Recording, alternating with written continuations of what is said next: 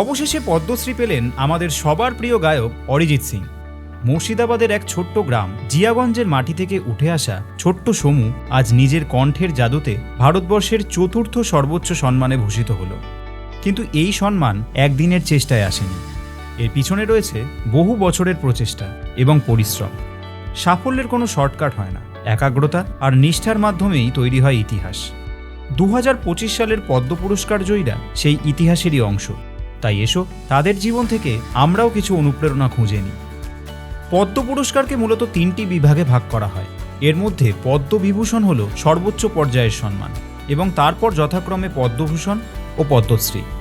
2025 সালে এই 3টি বিভাগ মিলিয়ে মোট 139 জন পদ্ম পুরস্কারের জন্য মনোনীত হয়েছেন। কিন্তু সবার কথা একটা ভিডিওয়ে হয়তো বলা যাবে না, তাই সবার মধ্যে থেকে কিছু কিছু ব্যক্তিদের নিয়ে আজ কথা বলবো, যারা তাদের প্রতিভা ও নিষ্ঠা দিয়ে বিভিন্ন ক্ষেত্রে দেশের নাম উজ্জ্বল করেছে। প্রথমেই আসা যাক পদ্মবিভূষণ প্রাপকদের কথায়।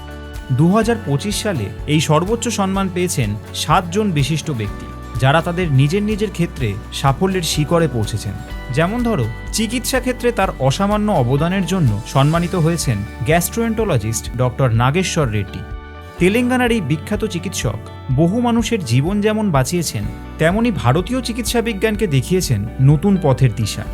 এছাড়াও রয়েছেন বিচারপতি জগদীশ সিং কেহার, শ্রীমতী কুমুদিনী রজনীকান্ত লাখিয়া, লক্ষ্মীনারায়ণ সুব্রমণিয়াম প্রমুখেরা। এরপরই আসে পদ্মভূষণ, যেখানে 19 জন বিশিষ্ট ব্যক্তিকে এই পুরস্কারে সম্মানিত করা হয়েছে, যার মধ্যে রয়েছে সাহিত্য ও সাংবাদিকতা জগতের এক পরিচিত নাম শ্রী এ সূর্যপ্রকাশ।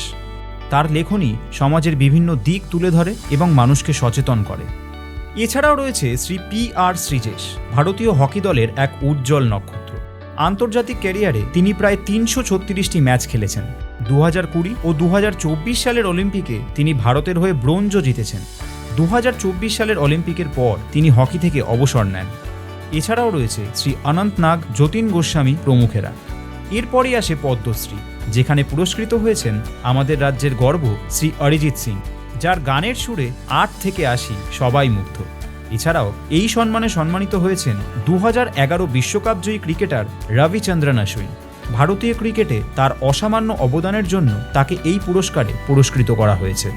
এছাড়াও বাংলা থেকে শ্রীমতী মমতা শঙ্কর, শ্রী নগেন্দ্রনাথ রায়, শ্রী পবন গোয়েঙ্কা, শ্রী গোকুলচন্দ্র দাস, স্বামী প্রদীপ্তানন্দ, শ্রী সজ্জন ভাজাঙ্কা, শ্রী তেজেন্দ্র নারায়ণ মজুমদার, শ্রী বিনায়ক লোহানি প্রমুখেরা। এ কথা তোমাদের আগেও বলেছি যে একটা ভিডিওতে সবার কথা বলা সম্ভব নয়, তাই সবশেষে আমরা আবারও 2025 সালের সকল পদ্ম পুরস্কার বিজয়ীদের জানাই আন্তরিক শুভেচ্ছা ও অভিনন্দন। চিকিৎসা, শিল্প, সাহিত্য, বিজ্ঞান, অর্থনীতি, সমাজসেবা, ক্রীড়া এবং আরও বিভিন্ন ক্ষেত্রে তাদের এই কৃতিত্ব প্রমাণ করে যে লক্ষ্য এবং নিষ্ঠার মাধ্যমে যে কোনো বাধা অতিক্রম করা সম্ভব। তাদের দেখানো পথ আগামী প্রজন্মকে আরও উন্নত ভবিষ্যতের দিকে এগিয়ে নিয়ে যাবে। তোমাদের যদি কোনো বিশেষ বিজয়ীর কথা জানাতে ইচ্ছা করে বা এই ভিডিও সম্পর্কে কোনো মতামত থাকে, তা জানাতে ভুলো না কমেন্ট করে।